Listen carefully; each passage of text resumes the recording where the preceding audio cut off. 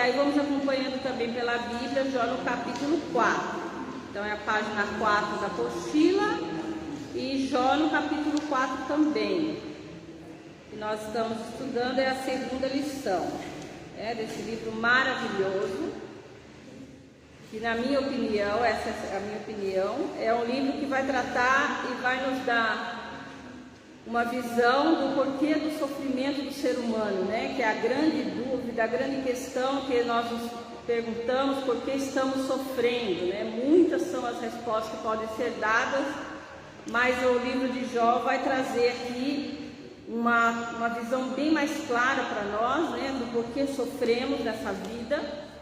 E então é um livro muito interessante de ser estudado detalhadamente, porque nós muitas vezes escutamos pregações assim, contando a história dele e a vitória dele, né? Mas e aí todo o percorrer dessa história, em detalhes, ele traz ensinamentos muito importantes e nós vamos entender melhor, né, o que foi que aconteceu realmente em detalhes com a vida de Jó.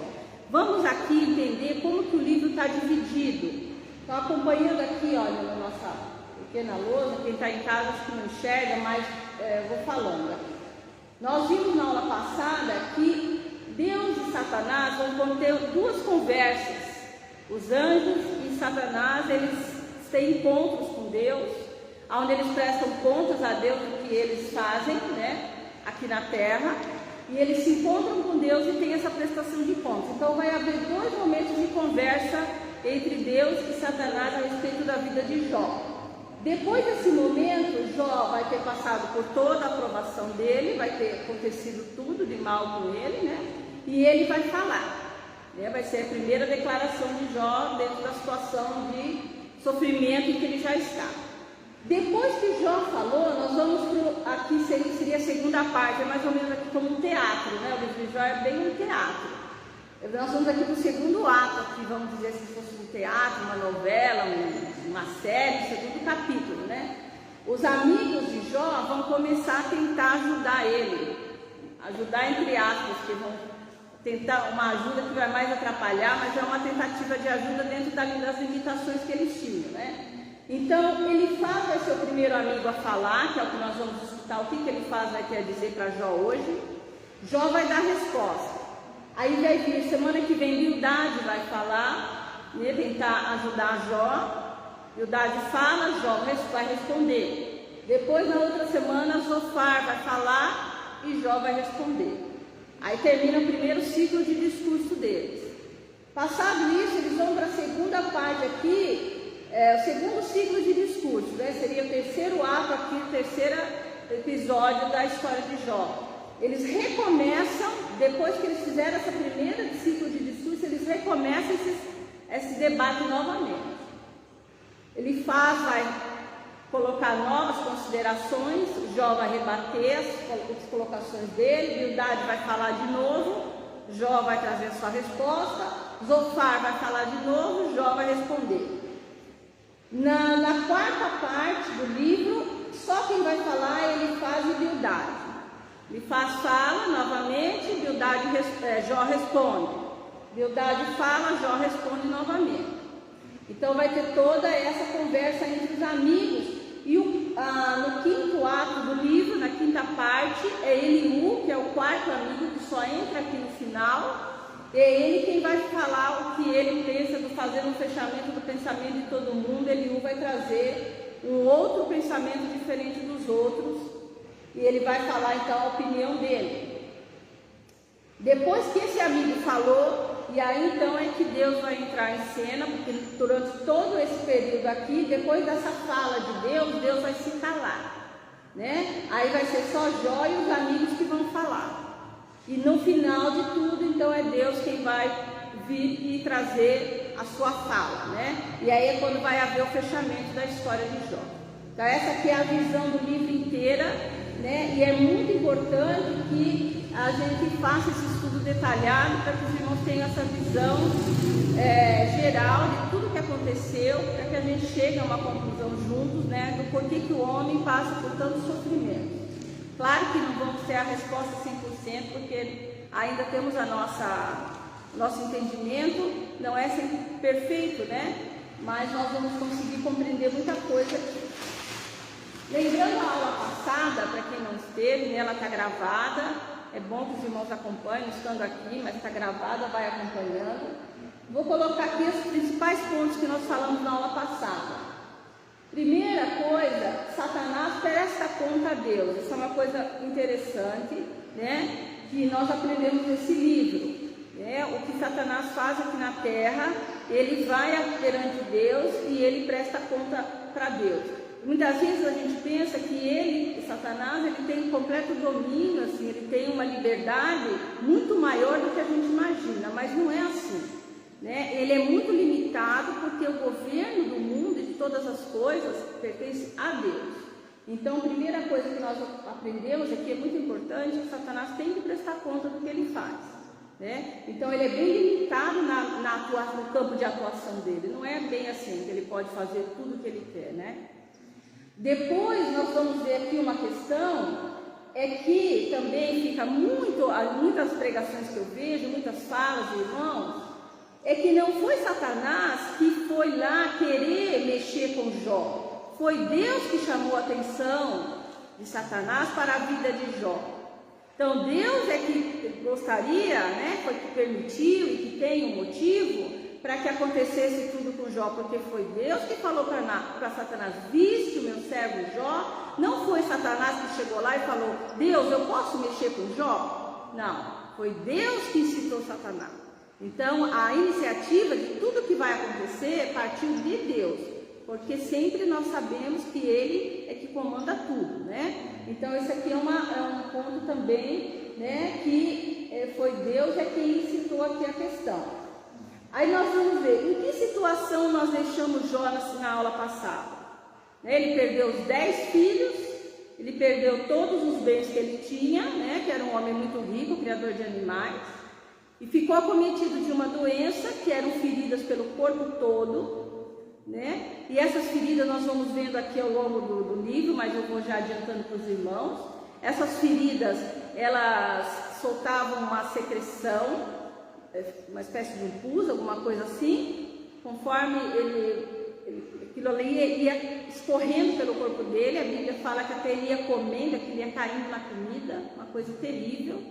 Ele raspava aquilo com um caco de telha, aquelas feridas enchiam de bicho até, né? E quando a pele dele começava a ficar mais escurecida, que ele achava que estava sarando, aquelas feridas voltavam, né? E as dores que ele sentia eram tão fortes que a palavra vai dizer que parecia um veneno, flechas venenosas que iam entrando pelo corpo dele, o veneno ia se espalhando pelo corpo, pela dor. E para piorar a situação dele, ele não conseguia nem dormir, porque à noite ele tinha sonhos, né, sonhos terríveis, e sentia perturbações noturnas. Então, quando ele pensava que ele ia dormir, descansar um pouco na parte da noite, ainda ele não conseguia dormir. Então, essa foi a situação que Jó ficou, né, e Deus falou que só na vida dele, então, que Satanás não podia mexer. Então, nós vemos também uma coisa muito interessante aqui, e eu tive uma experiência interessante também nisso, de falar com uma irmã na escola. Satanás não mexe se Deus não permitir, ele trabalha sob a permissão de Deus. Né? Nós estudamos lá em Coríntios que o espinho na carne de Paulo só foi colocado por Satanás porque Deus permitiu. Né? Então aqui também, Jó só ficou nessa situação porque Deus permitiu. E Deus permitiu até mexer só até na saúde dele, a vida não, né? Qual foi a atitude de Jó? Ele foi humilde, resignado, né? Não saí do ventre da minha mãe, não vou tornar. Se Deus me deu, Deus me tirou. Louvado seja o Senhor. Ele se prostrou e adorou a Deus. Em toda essa situação que eu acabei de relatar aos irmãos, ele adorou a Deus. Essa foi a primeira atitude de Jó. Né? Diante de tudo que aconteceu, ele adorou a Deus. Né? Chega aos amigos. Nós vemos que a primeira atitude dos amigos foi passar 7 dias e 7 noites em silêncio, diante do que eles viram ali, né? Devem ter ficado chocados com aquela situação, ficaram em silêncio do lado do amigo. A esposa, a única que sobrou, vai abandonar, né? Vai dizer para ele, olha, amaldiçoa Deus e morre, porque a sua situação é terrível, e diante daquilo ali ela abandona ele, e ela não volta mais a ser citada no livro, ela realmente desaparece. E nós encerramos a aula passada mostrando que o desespero que Jó ficou era tão grande diante daquela situação, que ele via como a única solução para a vida dele a morte. Então ele desejava morrer e até questionava por que ter nascido para passar por tudo aquilo, né? Então aqui os irmãos entendam a situação dele, que, né, ele não pecou nesse momento quando ele desejou a morte. A situação de desespero, porque existe aquela situação que nós passamos de dificuldade na vida, mas nós temos clareza do que está acontecendo e temos condições de estar clamando a Deus. Mas a situação que Jó ficou, ele perdeu a noção, muitas vezes, da razão, a sanidade, porque dentro do quadro que eu estou falando com os irmãos, ele ficou realmente num estado de completo desespero, de angústia, né? Então ele chegou a desejar falar coisas até que talvez ele não tivesse nem na sua sanidade completa, talvez ele estivesse até, né, delirando um pouco, mas ele disse: olha, eu queria que o dia que eu nasci fosse riscado do calendário, eu queria que a hora que eu nasci tivesse morrido, eu não queria que tivesse uma mãe que tivesse me cuidado, assim já teria morrido, né? Porque realmente ele se encontrou ali num momento que ele ficou apavorado, né? Essa foi a primeira fala dele, foi a fala do desespero dele, né? E aí agora então no capítulo 4, pegando a nossa lição, vai vir o amigo dele, Elifaz. Elifaz vai ser um bom amigo, dos três, pelo menos vai tentar ser o mais brando aí na maneira de falar. É o capítulo 4 do livro de Jó, né? Abre a Bíblia no capítulo 4 e é a página 4. Aqui em cima tem a página 4, ó, a lição 2. O capítulo 4 e a lição 2. Então, no capítulo 4, Elifaz vai falar, é o primeiro amigo que vai falar com Jó, né? E ele vai começar a falar, ele vai até tentar trazer consolos para Jó, mas na verdade ele vai acabar mesmo fazendo uma série de acusações. Ele vai até tentar falar de uma maneira mais branda, né? Vai tentar em algum momento fazer algum tipo de consolo, mas nós vamos ver que na verdade o que ele vai trazer aqui é uma série de acusações. E a primeira acusação que ele vai fazer para o amigo, aqui, ó, vejam só o que ele vai dizer, né? Ele diz aí, vamos ler na apostila: este é o amigo mais terno e amável que deseja confortar Jó. Não quis ofender, mas sente que deve dizer a verdade. O amigo lembra a Jó de quantas vezes ele ajudou as pessoas em necessidades, em aflições e angústias. Usava seus bens para socorrer os necessitados. E por que motivo ele pensa que não pode passar por necessidade? Então ele está querendo dizer aqui, ele faz, né? Está dizendo para Jó aí, vamos ver na Bíblia, no versículo 2. Bíblia no versículo 2. Se tentarmos falar-te, enfadar-te-ás. Mas quem poderá conter as palavras? Eis que ensinaste a muitos e esforçaste as mãos fracas. As tuas palavras levantaram os que tropeçavam, e os joelhos desfalecentes fortificaste. Mas agora a ti te vem e te enfadas, e tocando-te a ti te perturbas. Então é o que eu acabei de ler aqui, né, da apostila. Quando ele estava bem, Jó ajudava o outro. Jó fortalecia o necessitado. Jó usava seu bem para socorrer o necessitado. E por que agora que ele está passando por necessidade, ele não aceita também? É isso que ele faz, está dizendo.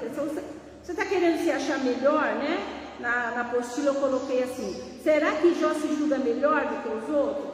Será que é isso que ele faz, está querendo dizer para ele? Você ajudava as pessoas e agora você não quer estar passando por uma situação de necessidade? Você tem que ver isso. Você ajudava os necessitados, agora você é o necessitado. Então essa é a primeira acusação, na verdade, que ele faz para ele, né? De que ele está se achando, em certa parte, melhor que as demais pessoas. Ele não quer passar por dificuldade como tantos outros já passaram. Só que essa acusação que ele faz não é verdadeira. Jó não está sendo, né, assim, não aceitando a situação, porque nós vimos na aula passada, que foi como eu citei aqui, que ele aceitou, Ele tanto aceitou que ele disse, Deus deu, Deus tirou, e ele adorou a Deus. Então essa acusação que ele faz não tem fundamento, mas é a primeira coisa que ele faz, vai falar para ele, né? Mas Jó não teve essa atitude, não foi a atitude dele, mas foi a primeira questão que ele faz, vai trazer para ele como uma condenação, aí, como um ataque para Jó. Depois, continuando na apostila, na parte 2, vamos ver o que ele faz, como ele faz, interpreta o sofrimento de Jó, né? O que ele faz, entende como sendo o sofrimento de Jó. O verso 7 nos mostra a teoria de Elifaz para a causa do sofrimento humano. Para ele, as pessoas só sofrem quando pecam. Esse era o pensamento da época e que vemos em muitas igrejas até hoje. Os justos estão livres de sofrimentos. E no verso 8, Elifaz vai dizer que quem semeia o pecado colhe sofrimentos. Mas podemos observar que as coisas nem sempre são assim. O sofrimento humano não é sempre causado pelo pecado como uma regra. Existem pessoas pecadoras que são prósperas e passam por essa vida tranquilamente. O salmista se queixa do que considera uma injustiça. Tem o Salmo 109 e tem o 73 também, que é muito conhecido, né? Que o salmista vai fazer essas indagações a Deus. Sabemos que existe o sofrimento sem pecado, mas com um propósito. E é isso que queremos aprender no livro de Jó. Elifaz afirma que a morte violenta é para os maus. Se Jó sabe que esse não é o seu caso, ainda há esperança para ele. Este amigo traz mais uma vez a palavra de consolo. Então aqui ele vai dar o motivo pelo qual Jó está sofrendo. Jó está em pecado. Ele dá o julgamento dele, porque eles acreditavam naquela época assim: você só sofre se você pecou. Se você não pecou, você não sofre, né? Era o pensamento do Velho Testamento, e seria até uma boa ideia estudarmos Ezequiel, porque é Ezequiel que vai ensinar que isso não é uma verdade depois. Vai tentar tirar esse pensamento da época.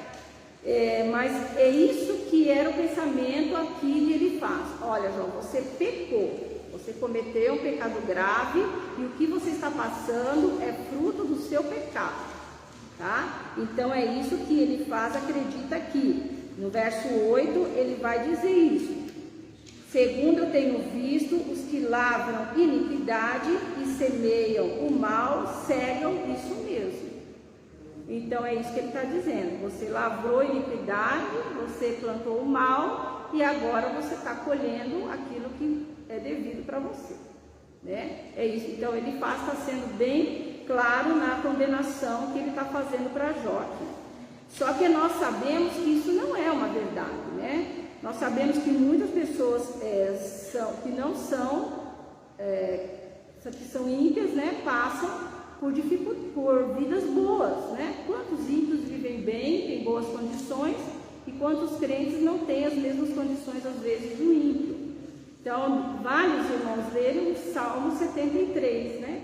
Aonde o salmista vai dizer, né? Por que o ímpio passa por coisas boas, o crente passa por necessidades, mas no fim de tudo isso é que o salmista vai entender por quê, né? É no fim que nós vamos entender, na hora das coisas serem julgadas, né? Então, não é sempre o pecado a causa do nosso sofrimento. Nós falamos na aula passada. Nós sofremos por consequência das nossas atitudes, né? Se erramos no que escolhemos fazer, as nossas más atitudes têm consequências, né? Nós nos arrependemos, nós pedimos perdão a Deus, mas as consequências permanecem, né? Sofremos por enfermidades, né? Que são enfermidades, são uma causa natural, muitas vezes, do corpo, né? Quando nós nascemos, nosso corpo já começa a se deteriorar, vamos envelhecendo, né? Foi isso que aconteceu depois que o homem pecou lá no Éden. Nosso corpo se deteriora com o passar do tempo, as enfermidades vêm, e muitas delas para chegarmos à morte, que é o fim de todos nós, né? E são questões que fazem parte da natureza, são questões naturais, né? E aí, assim, existem muitas questões para a questão do pecado. Mas ele acha que acredita, né, e condena Jó, que já está condenado, para ele faz Jó já está condenado.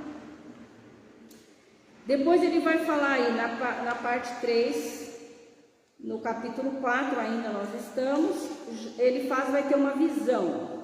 Ele não sabe muito bem explicar qual é essa visão, né? Porque qual é essa visão, como foi, né? Se foi que tipo de visão foi, mas ele vai fazer as colocações aí do verso 12 até o 16, ele vai relatar. Mas na visão, o que foi dito a ele? Vejamos aí no verso 17. Seria porventura o homem mais justo do que Deus? Seria porventura o varão mais puro do que o seu Criador? É o que a visão foi dada para Elifaz. Então, quer dizer aqui que o homem não pode ser mais justo do que Deus e nem mais puro do que Deus. Não, isso não pode acontecer com o ser humano. Isso também não pode acontecer. Então, Jó não pode ser um homem justo nem um homem puro, né? Então, Jó é realmente um pecador e ele está sofrendo os seus pecados. Ele está colocando para Jó que realmente a situação dele é essa. E ele vai ser mais enfático nessa questão na visão dele. Ele vai dizer no verso 18: eis que nos seus servos não confia, e nos seus anjos encontra loucura. O que quer dizer? Que até os anjos são passíveis de erros, né? Os anjos não são perfeitos, né? Não são justos e nem puros 100%, tanto que Satanás era um anjo que pecou. Então, se nem os anjos, né, são puros e justos, e isso é uma qualidade que é só divina, né? É claro que Jó também não era nem justo nem puro, é isso que ele está dizendo. Então, realmente, Jó pecou e é merecedor do castigo que ele está recebendo. É isso que ele está querendo dizer para Jó, né? Então, os irmãos vejam aqui que as palavras que deveriam ser de consolo estão sendo mais de condenação, né? Mas esse entendimento que eles tinham de Deus na época e era o que eles tinham para dizer, né? Eram as palavras que eles poderiam falar para Jó naquele momento.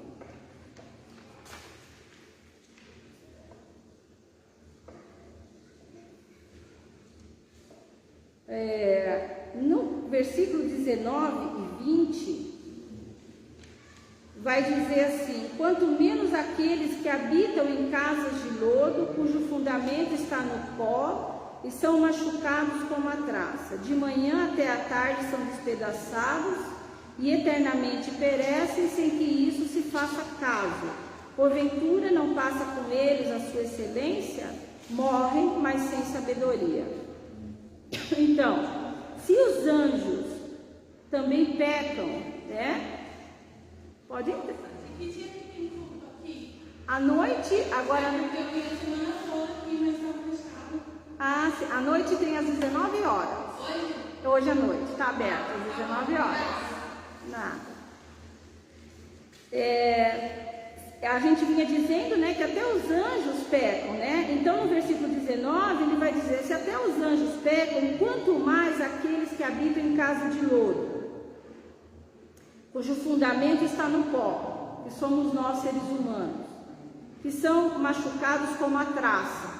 Quer dizer, qualquer coisa nos fere, né? A vida, nosso corpo, ele é muito vulnerável.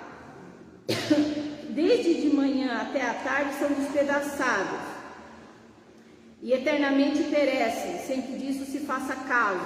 Quer dizer, o ser humano, que é suscetível a todo tipo de sofrimento, a todo tipo de ser machucado, todo tipo de doença, né? Então, se nós, que somos pequenos, né, e que somos limitados, né, se até os anjos pecavam, nós também pecamos. É isso que ele está querendo dizer para Jó. Tem que entender isso. Deus é só Ele que é justo e puro. Os anjos erram, nós também erramos. E ele vai dizer aqui no verso 21 uma coisa muito interessante: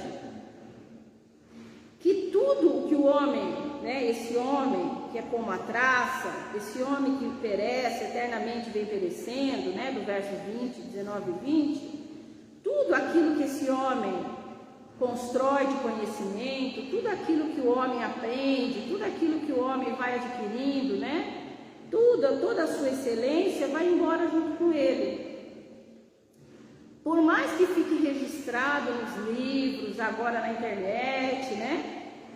Por mais que a gente tenha acesso a conhecimentos, por mais que a gente tenha acesso à nossa Bíblia, por mais que a gente tenha acesso a cursos, por mais que a gente tenha estudiosos ensinando, né? Por mais que o conhecimento do ser humano vai sendo acumulado, mas mesmo assim nós não chegamos a um conhecimento excelente, perfeito, suficiente, né? Então o nosso conhecimento acaba morrendo, a nossa sabedoria é pouca.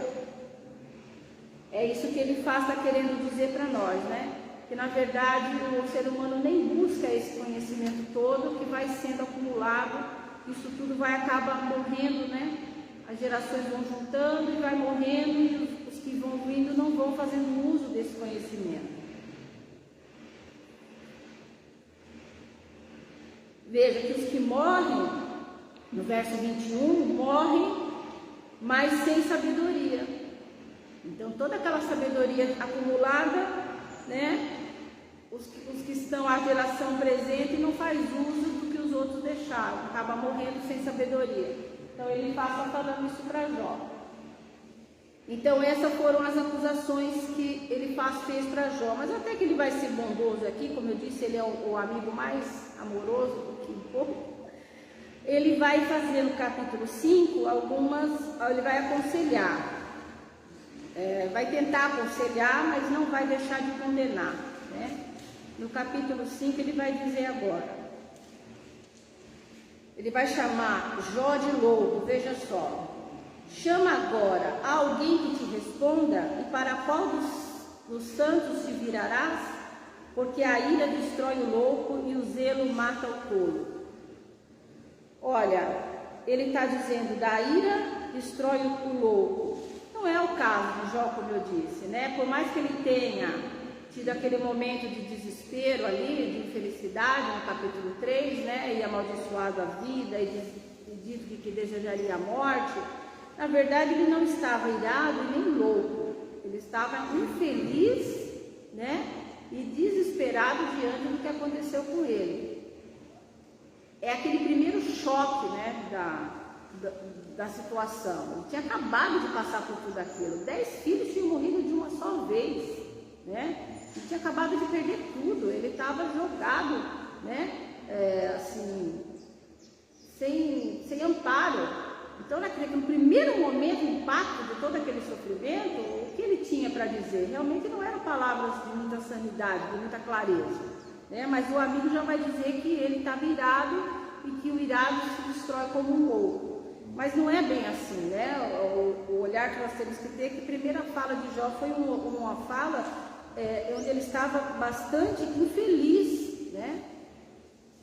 E olha no versículo 4, esse aqui é um exemplo, até escrever aqui, que é um exemplo que nós não devemos seguir, né? Ele ainda vai tentar dizer para Jó, seus filhos estão longe da salvação, e são despedaçados as portas, e não há quem os livre. Olha, alguém que acabou de perder os 10 filhos não deveria escutar uma palavra dessa, né? De que os filhos dele já perderam a chance da salvação, estão despedaçados e não há quem os livre. Por que ele faz essa colocação? Irmãos, essa questão aqui, nós vamos passar rapidamente por ela, mas é uma questão também que merece bastante destaque. Porque acreditava-se na época que os filhos pagavam pelo pecado dos pais, e assim de geração em geração, cada um ia pagando. Eu peco, meu filho vai pagar, meus netos, e assim por diante, né? Até teve uma época que essa doutrina ela voltou à tona aí com força no meio cristão, da maldição hereditária, né? Você está passando por esse sofrimento porque seu pai pecou, porque sua mãe pecou, porque essa é uma maldição que está sobre a sua família e vai passando de geração em geração. Então é isso que ele está falando. Olha, Jó, melhor você se arrepender do seu pecado, você mudar de postura, porque você está vendo que o seu pecado já levou até seus filhos à destruição. E seus filhos não têm mais salvação agora, seus filhos estão pagando pelo seu pecado. Então, olha a palavra que ele faz, né? Ele está tentando ajudar, mas ele está mais atrapalhando. Mas nós vamos gastar algum tempinho aqui a mais. Vamos lá em Ezequiel 18, irmãos, para nós tirarmos essa questão a limpo, da questão da maldição hereditária, do que Ezequiel está falando para Jó aqui, né? Ezequiel 18 vai nos mostrar que isso não é verdade, né? A maldição hereditária, que os filhos de Jó não pagaram por nenhum pecado do pai, tá? Isso não é um ensinamento que vem da parte de Deus. Ezequiel 18. Isaías, Jeremias, Ezequiel 18. Nós vamos ler do 1 até o 4. Pastor, lê para nós. Esta palavra do Senhor veio a mim. O que vocês querem dizer quando citam esse provérbio sobre Israel? Os pais comem uvas verdes e os dentes dos filhos se embotam. Juro pela minha vida, palavra do soberano, o Senhor, que vocês não citarão mais esse provérbio em Israel, pois todos me pertencem, tanto o pai como o filho me pertencem. Aquele que pecar é que morrerá. Então, veja só, essa palavra que ele falou para Jó não é verdade, né? Uma palavra que não é verdadeira.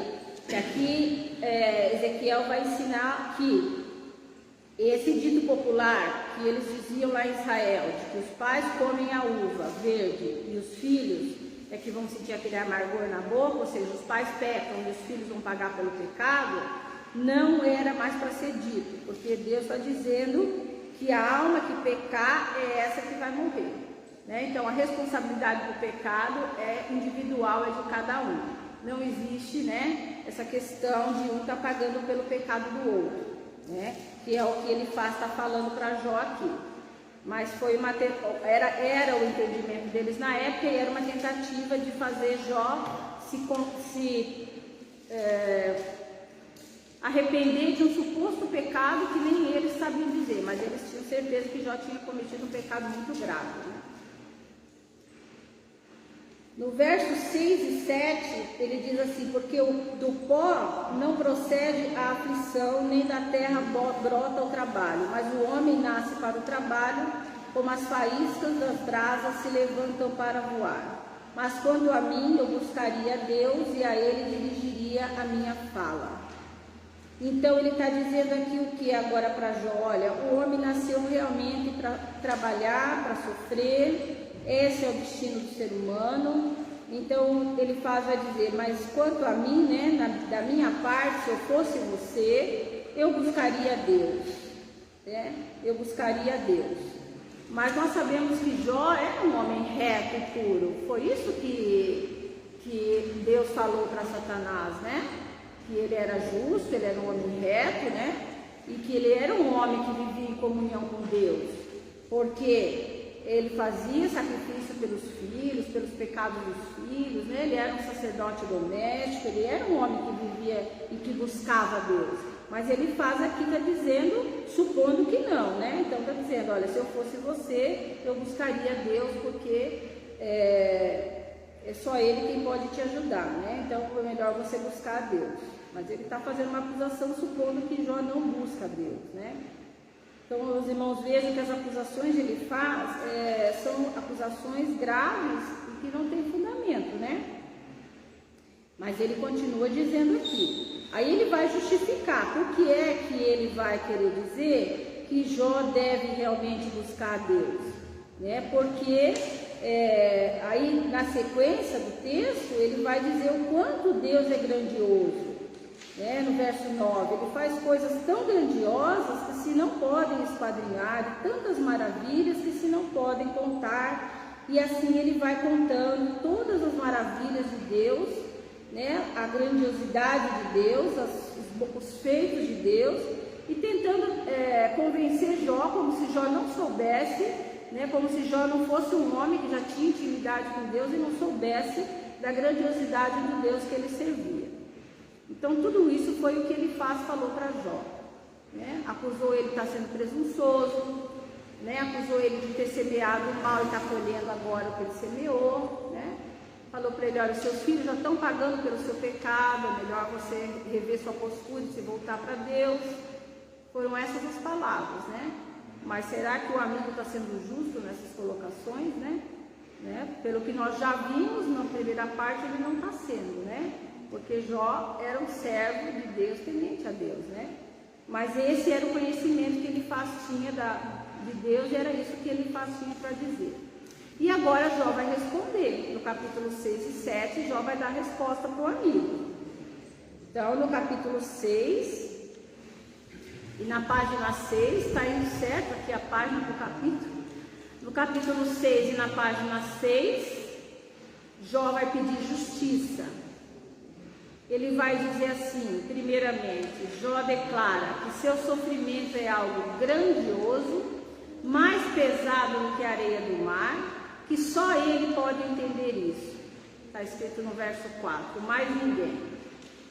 Quando nós consolamos alguém, devemos pedir a Deus sabedoria nas nossas palavras, porque somos incapazes de compreender completamente o que o próximo está passando. Só quem sente na própria pele sabe a dimensão da sua dor. É verdade, a gente escuta um desabafo e a gente fala assim: ah, eu sei o que você está passando. Quando eu falo isso, eu sempre volto atrás. Eu falo: olha, eu imagino, que a gente não sabe, né? Só quem está passando é que sabe o que está passando, né? Então, é o que Jó vai falar aqui, olha, no versículo 2, que toda a mágoa dele, no capítulo 6, no verso 2 da nossa Bíblia, se pegasse toda a areia do mar e pesasse, né, ainda não daria o tamanho do sofrimento dele, né? Então, ele está dizendo para ele: olha, você não tem dimensão do que eu estou passando, né? Se você pegasse toda a areia do mar, você não conseguiria entender. Ele vai dizer no verso 4, porque as flechas do Todo-Poderoso estão em mim, e seu ardente veneno o bebe o meu espírito. Os terrores de Deus se armam contra mim. E ele vai colocar aqui até uma figura, né? Porventura esmurrará o jumento montês junto à relva, ou berrará o boi jumento ao seu pasto? Quer dizer, que se o jumento e o boi tiverem alimento, ele vai ficar reclamando? Não vai, ele está sendo alimentado, ele não vai ficar gritando por comida, né? Então, era o caso de Jó. Eu vou ficar aqui, né, nesse desespero que eu estou, sendo que eu não estou necessitado de nada, né? Então, vocês não estão entendendo a dimensão da minha situação. É isso que Jó está querendo dizer para ele, né? A minha situação é terrível. E mais uma vez agora, um pouco mais tranquilo, né? Aqui na apostila diz, né, dos versos 6 até 12, Jó vai desejar a morte. Agora ele vai desejar a morte, não como ele falou no capítulo 3, mas ele vai dizer como que a morte vai lhe parecer como um alívio gostoso, um refrigério para a alma. Já que a doença era incurável e não havia um tratamento que melhorasse a qualidade de vida dele, a morte lhe parecia uma bênção, né? É o que nós entendemos aqui. Ele vai dizer no verso 8 e 9: quem dera que se cumprisse o meu desejo, que Deus me desse o que espero. E que Deus quisesse quebrantar-me, soltasse a sua mão e acabasse comigo. Então ele quer morrer mesmo, porque já que ele não consegue visualizar nenhuma cura para a doença dele, né? A morte seria para ele a melhor coisa, né? Então ele deseja a morte novamente aqui como um alívio, um refrigério para a alma.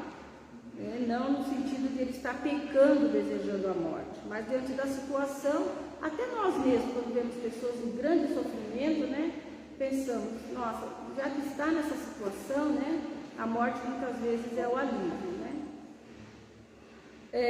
E no versículo 14, Jó vai dar aqui uma grande lição para ele.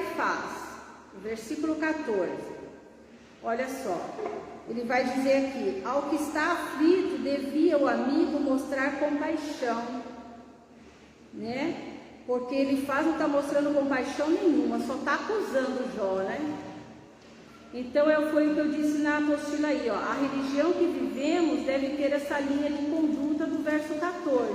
Ao contrário, ela é falida. Assim Jó ensina seu amigo que não mostra simpatia pelo seu sofrimento. O verso 15 fala que são como ribeiros secos, onde o sedento procura água e não encontra. Então, Jó queria dos amigos um consolo.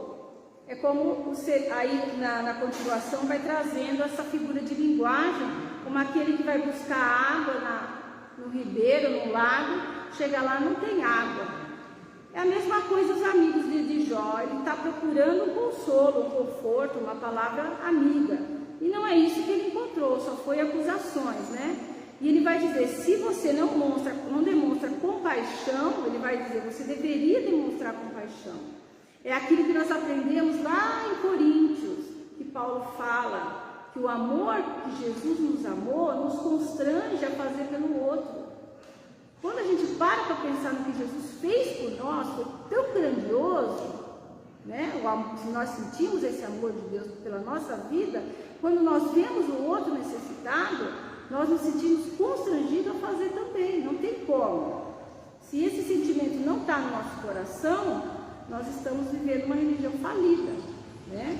É isso que Jó está ensinando aqui, Paulo ensinou para nós lá também, né? E deve haver esse sentimento de compaixão pelo próximo.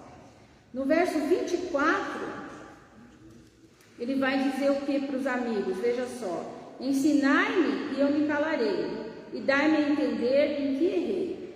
Se realmente ele errou, então ele daria assim como estaria por vencido, né? Ele quer saber no que ele errou. Se eu errei, você está dizendo que eu errei, que eu estou colhendo o que eu plantei, então me diz no que eu errei, que eu aceito. E continuando e terminando também no capítulo 7, o que mais Jó tem para dizer a favor dele, né? Nos versos de 1 a 10 do capítulo 7 agora, Jó vai mostrar a sua situação, que é tão triste, e já que a vida é tão breve, ele pergunta por que Deus a enche de dores e aflições sem motivo. Jó se dirige a Deus e pergunta, e argumenta que ele não é nenhum ser que ofereça perigo para ser detido em meio a tanta dor. É o verso 12. E no verso 16 ele vai declarar que está no seu limite para suportar a situação. E mais uma vez ele vai pedir a morte, pede a Deus que o deixe, no sentido que permita sua morte, o seu descanso. E ele vai falar no verso 17 e 18, a mesma coisa que se diz no Salmo 8 em Hebreus. Jó vai perguntar quem é o homem, né? Para que Deus se preocupe com ele. Nós sabemos que o homem é muito pouco, né? Nada, mas sabemos também que Deus cuida de nós. E é isso que Jó, nessa hora, não tem um entendimento tão claro como nós temos hoje, né? Como cristãos. Então, veja só. Ele vai dizer para Deus que o homem não é tão perigoso, né? No verso 12, do capítulo 7. Ele não é um homem perigoso. No verso 12 do capítulo 7, sou eu porventura o mar ou a baleia para que me ponhas guarda, como se o sofrimento dele fosse uma maneira de deter ele, né? Como se ele fosse uma pessoa perigosa. Então ele está com aquela doença para que impeça ele de causar sofrimento para outras pessoas. Não é o caso de Jó, ele sempre ajudou os outros, né? Ele sempre foi uma pessoa bondosa, né? No verso 16 do capítulo 7, ele vai dizer, a minha vida eu abomino, pois não viverei para sempre, retira-te de mim, pois vaidade são os meus dias. Quer dizer que ele está novamente dizendo que ele não está aguentando mais, ele está abominando aquela vida, ele não está suportando mais viver daquele jeito, ele quer realmente morrer, né? No verso 17 e 18, e então ele vai dizer por que o homem... por que Deus se se preocupa tanto, né? Se é que Deus visita o homem, cuida do homem, sendo ele uma pessoa tão pequena. Na apostila escrevi aí no final da página 6, existem doenças que são consequências naturais do envelhecimento da carne e que nos sobrevêm para a morte. Nesses casos, o Salmo 41:3 nos traz o consolo e a providência divina. Esse salmo também vale muito a pena os irmãos irem lá comigo ler, 41:3.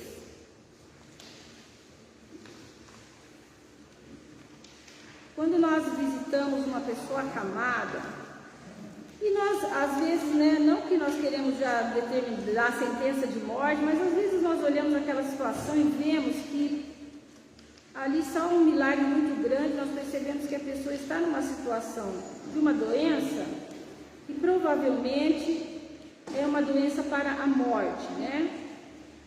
Mas a pessoa adoentada nesse estado, ela quer a cura. Nós cremos na cura, no milagre, mas como eu já disse para os irmãos, tem doença que é para a enfermidade, né? Isso é um fato.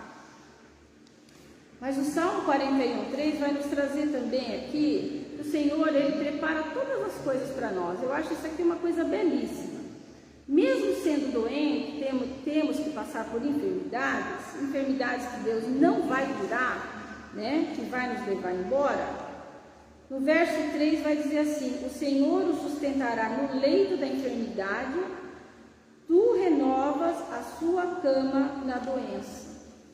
Então, quando passamos por uma doença que é para a morte, ou mesmo que não seja, né? Mas nós sabemos que o Senhor está ali nos sustentando naquele momento da enfermidade e renovando a nossa cama. Tem uma versão que diz afofando a cama. Né? Então, muitas vezes nós conversávamos com o pastor Euclides e ele dizia assim: eu tenho a impressão que a Célia não está sofrendo, né? Ele sempre dizia isso, tenho a impressão que a Célia não está sofrendo, porque realmente é isso, né? Deus está conosco na enfermidade e Ele renova a nossa cama, Ele afofa, né? Então, essa aqui é um ensinamento também muito, muito bom para a nossa vida no caso do sofrimento da enfermidade. Terminando aí a apostila, os 2 últimos parágrafos da página 7, verso 20, Jó questiona Deus, que sendo Ele grandioso e o homem nada, como que o pecado humano afeta a Deus.